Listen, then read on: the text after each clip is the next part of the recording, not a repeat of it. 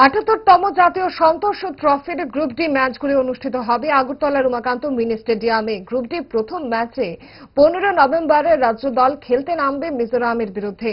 লিগের পরবর্তী দুটি ম্যাচ রাজ্য দলে খেলতে নামবে 17 নভেম্বর সিকিমের বিরুদ্ধে এবং 19 নভেম্বর মণিপুরের বিরুদ্ধে।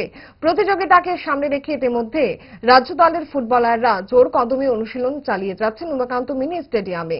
ত্রিপুরা দলের প্রধান কোচ ডিকে প্রধান, সহকারী কোচ কৌশিক রায়, দলের গোলকিপার প্রশিক্ষক ইন্দ্রনীল ঘোষের তত্ত্বাবধানে ম্যাচে নামার আগে নিজেদের তৈরি করে নিচ্ছেন রাজ্য দলের ফুটবলাররা।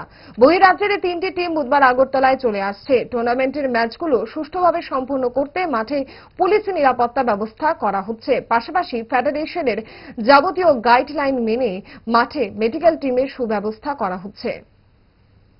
প্র্যাকটিস তো চলছে ভালোই, তবে আমাদের তো কম সময়ের জন্য সমস্যাটা আর কি, কারণ প্লেয়ারদের আমরা তো অনেক লেট করে পেয়েছি।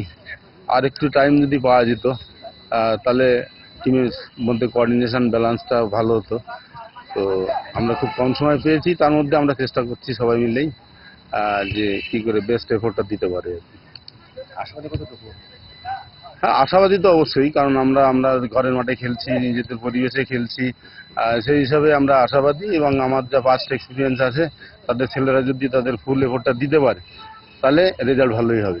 আমরা ভালো রেজাল্ট করতে পারবো আশা করি। কোন রকমে নাকে মুখে গুজে সারা দিনের জন্য বেরিয়ে পড়া অম্বলের আর দোষ কি? তাই তারা 5 দশক ধরে গ্যাস, অম্বল ও পেটের সমস্যার একমাত্র সমাধান গ্যাস নল।